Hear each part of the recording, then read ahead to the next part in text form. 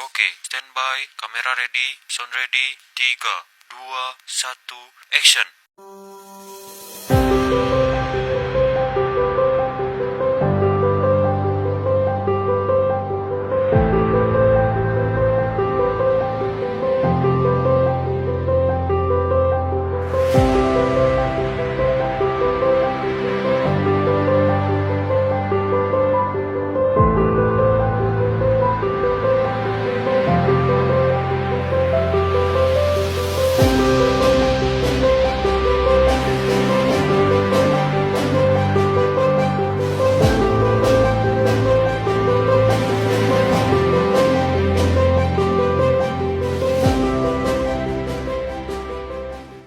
Elektrokimia adalah ilmu kimia yang khusus mempelajari hubungan antar reaksi kimia dengan energi listrik.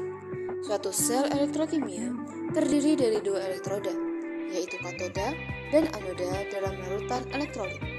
Di katoda terjadi reduksi, sedangkan dalam anoda terjadi oksidasi. Elektrokimia dibagi menjadi dua kelompok, yaitu sel volta atau sel galvanik yang merubah energi kimia menjadi listrik. Contohnya adalah baterai. Yang kedua adalah sel elektrolisis yang merubah energi listrik menjadi kimia. Contohnya penyepuhan dan pemurnian logam.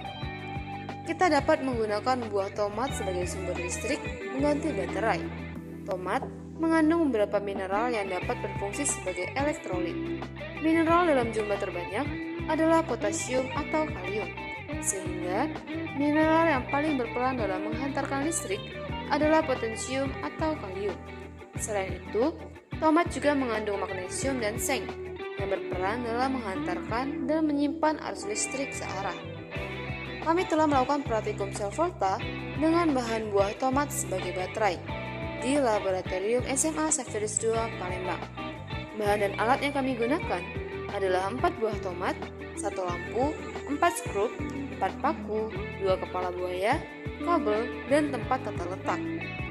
Dalam pembuatannya, pertama-tama kita lilitkan kabel ke paku di satu sisi dan skrup pada sisi lainnya. Buat sebanyak 3 pasang.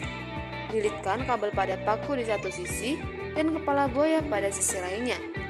Lakukan hal tersebut pada skrup juga. Ketiga, tancapkan paku dan skrup yang sudah dililitkan kabel pada masing-masing tomat.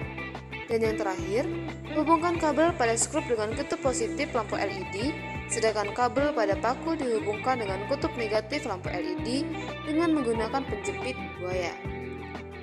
Perhatikan dapat mengecek lampu LED yang digunakan, apakah hidup atau tidak. Jika lampu tidak hidup, itu tandanya terdapat kesalahan di langkah-langkah sebelumnya.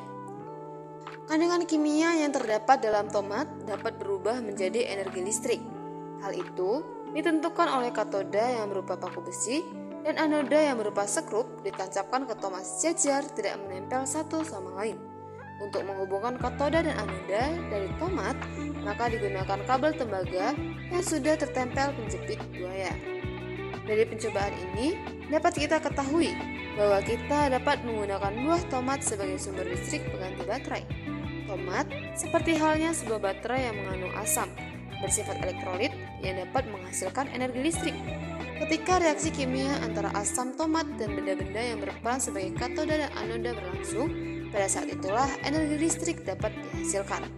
Dalam praktikum ini, kami menghabiskan waktu yang lebih banyak dari kelompok lain, dikarenakan lampu yang kami gunakan tidak hidup ketika di akhir pembuatan.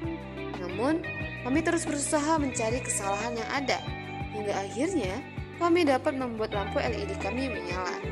Kesalahan yang kami lakukan adalah jenis skrup yang kami gunakan berbeda, demikian juga dengan jenis paku yang kami gunakan. Oleh sebab itu, kelompok kami meminjam beberapa alat kepada kelompok lain.